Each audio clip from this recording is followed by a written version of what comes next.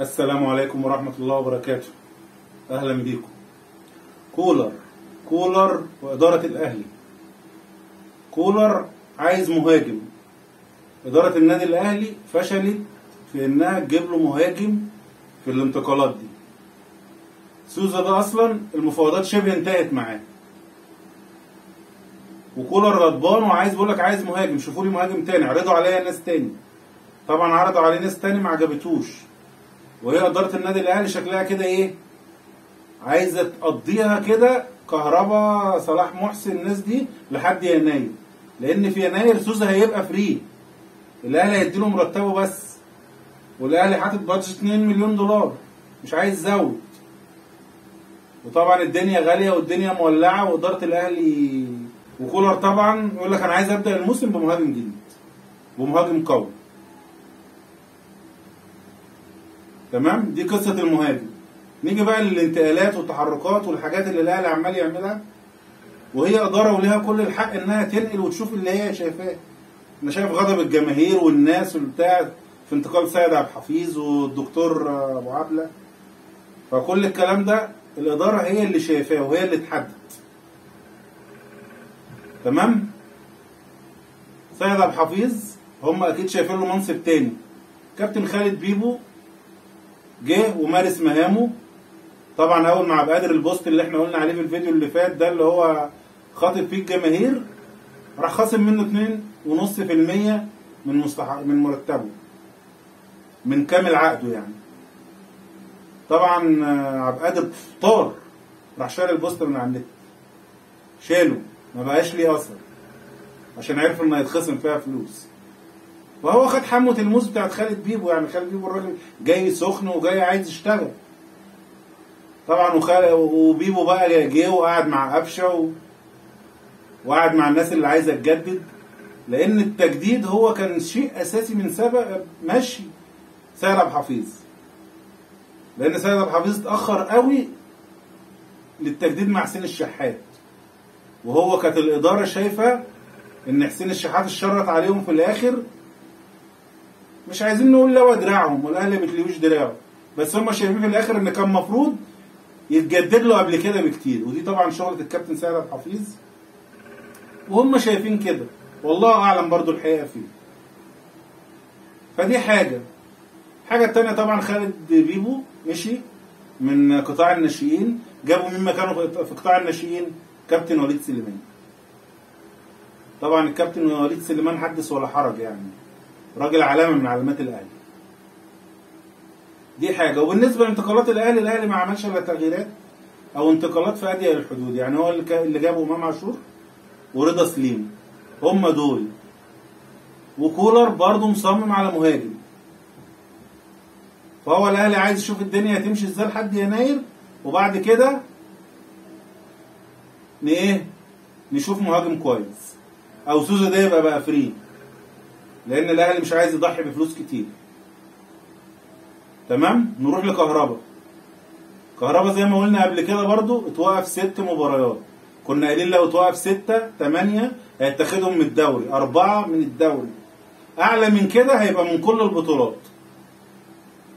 هي لجنه التظلمات اديته 6، فال6 هيبقوا اول 6 مباريات في الدوري الجديد في الموسم الجديد ان شاء الله. بس والاهلي يوم 22 هيواصل بقى تدريباته ان شاء الله بعد الراحه اللي هم واخدينها، وبعد كده ان شاء الله هيطلعوا على ايه؟ تقريبا كده النمسا يعني. ويبقى الاهلي كده ايه؟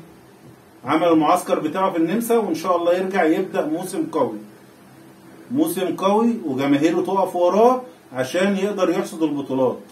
احنا كجماهير شغلتنا نشجع، ملناش دعوه بالاداره بتعمل ايه، الاداره هي اللي شايفه، هم اللي جوه في المطبخ، احنا مش شايفين حاجه. احنا كل اللي علينا بس احنا بنتكلم بالعاطفه. سيد عبد الحفيظ كويس، طب ما احنا السنه اللي فاتت ما خدناش اي بطولات، طلعنا 0 بطولات، محدش اتكلم يعني عن سيد عبد الحفيظ ولا حد قال حاجه. السنه دي ما شاء الله خدنا كل البطولات، فمش ده المقياس يعني. هو سيد عبد الحفيظ راجل محترم وراجل تمام، والاهلي هيحطه في المكان اللي هو يستحق. نخلص بقى من القصه دي ونروح للزمالك. الزمالك احمد سيد زيزو اعلن الاداره مش عارف مين الاداره بصراحه، بس هو اعلن الاداره ان هو ايه، عنده النيه انه يمشي، يعني عايز يمشي عن طريق الزمالك، اي عقد اي حاجه يجيله يسيبوه يمشي. طبعا فتوح قال له وانا كمان يعني، فده هروب. كل اللعيبه بقى اللي هي شايفه ان الموسم الجديد هيبقى، طبعا الزمالك لا عارف يسد غرامات ولا عارف يدي مرتبات ولا عارف يعمل حاجه، كله بينط من المركب. احمد سيد زيزو بيقول لهم ايه، انا عايز امشي، والفلوس اللي تيجي طبعا قوموا النادي، فشغل يعني ايه، يعني لو دراع بالراحه كده، انا عايز امشي بس عايز امشي عن طريق النادي عشان النادي يستفاد. طبعا النادي عايز فلوس، فممكن احمد سيد زيزو يمشي لو جاله عرض كويس يمشي. فتوح كذلك، فتوح برضه عايز يمشي، بس فتوح ما عندوش الجراءه اللي عند احمد سيد زيزو يقول، فقال لك وانا كمان يعني برضه لو جالي عرض امشي، اطلع بقى احترف برضه عن طريق نادي الزمالك. فهي دي القصه، كله بيهرب، كله بيهرب والمركب بتغرق. والزمالك عنده 15 يوم لازم يحل فيهم مشكله الغرامات، 2 مليون دولار لازم الزمالك يدفعهم عشان يحل مشكله القيد، مش يجيب صفقات، لا يحل مشكله القيد بس.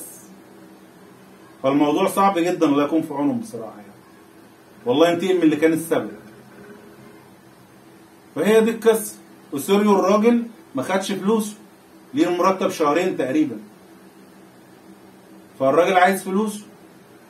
فانت طبعا هتبدا موسم جديد، فانت هتبداه بدون قيد وبدون مدرب. يعني لو سوريو مشي طبعا هيمشي وهيلجأ للفيفا وحكايه تاني. فاحنا بغنى عن الكلام ده، ادوا الراجل قبضه عشان الراجل يشتغل، عشان هو بدأ يندمج مع اللعيبه. هنقول ليه اخطاء او ملوش، هو بدأ يفهموا بعض وبدأوا يشتغلوا. تمام؟ هي دي القصه. لازم اوسوريو ياخد فلوسه عشان يبقى في الموسم الجديد مع الزمالك.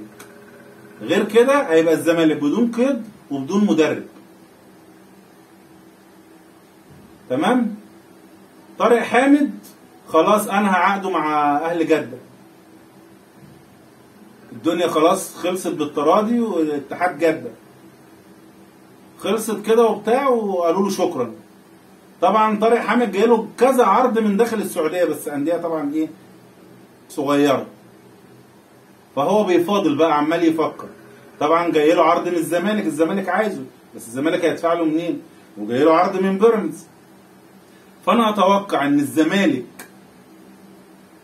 ان طارق حامد لو فكر يجي مصر هيبقى جاي على بيراميدز. بيراميدز هو اللي معاه الكتاكيت، هو اللي هيعد. فطارق حامد لو نزل مصر هيبقى على بيراميدز على طول. تمام؟ وهي السعوديه شعللتها نار، شعللتها. ده بيفاوضوا محمد صلاح. يعني كان الاول لما بيعملوا المواضيع ده كان بيقول لك ايه، ده بيجيبوا اللعيبه اللي بتخلص. اتاريها دي كانت خطه، هم كانوا بيوروا اللعيبه القبله بس بتاع السعوديه. القبله كله بقى عايز يروح السعوديه. الفلوس بقى ما شاء الله حنفيه فلوس. فاي لعيب ما عندوش مانع دلوقتي، كريم بنزيما جه وكريستيانو جه وكذا وكذا وكذا،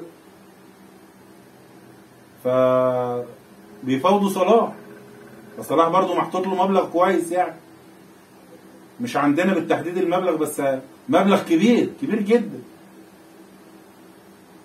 فهي دي القصه، وهو ده مشروع السعوديه، انه يعلي من الدوري بتاعه ويجيب لعيبه عالميين.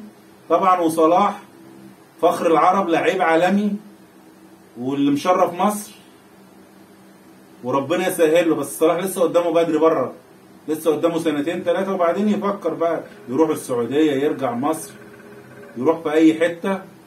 وكده خلصنا اخبارنا، وتحياتي للشعب المصري وجماهير الاهلي.